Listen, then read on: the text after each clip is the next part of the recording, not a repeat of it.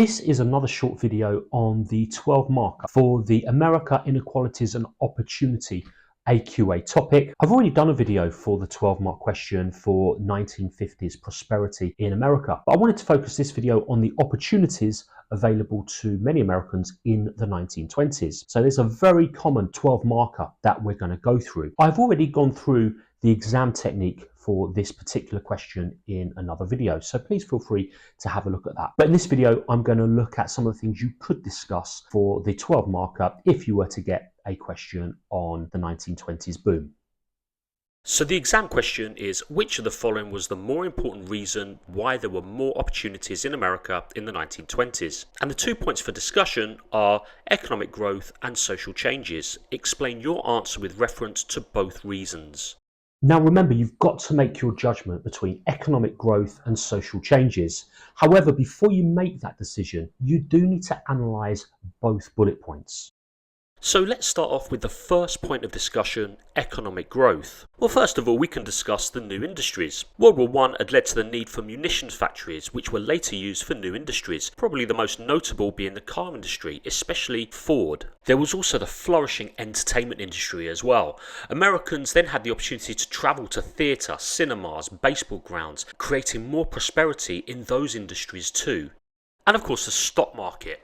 Access to credit and instalment plans allowed more Americans to buy goods. The stock market created opportunities to invest in business shares and make money. This, however, was very risky, and it later contributed to the 1929 Wall Street crash. So there are three examples that you could discuss in your first paragraph. Let's go through some of the examples you could discuss in your second paragraph. So if we consider the social changes, there were some gains for women. The 19th Amendment enabled women to vote in the 1920 election. There was greater access to jobs and higher education. Flapper styles challenged the old traditions and expectations of women.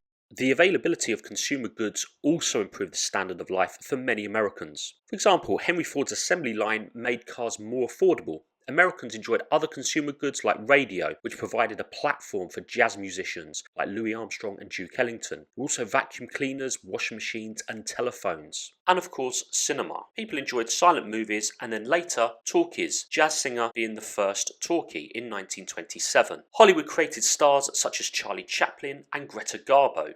Your third paragraph, of course, should be your conclusion. And your overall judgment, your conclusion, I will leave that for you to do. That is your choice. There is no right or wrong whether you choose economic growth or social changes. What the examiners are looking for is your ability to analyse, evaluate both and make a judgment based on your own contextual knowledge. As I've already said, I've made a video already on 1950s America where I've gone through some of the exam techniques. So feel free to have a look at that if you need a reminder on how to structure your answer to this question. I hope to make another video for you soon. Thank you for watching. Leave a kind comment if you can, and good luck if you have your exams coming up.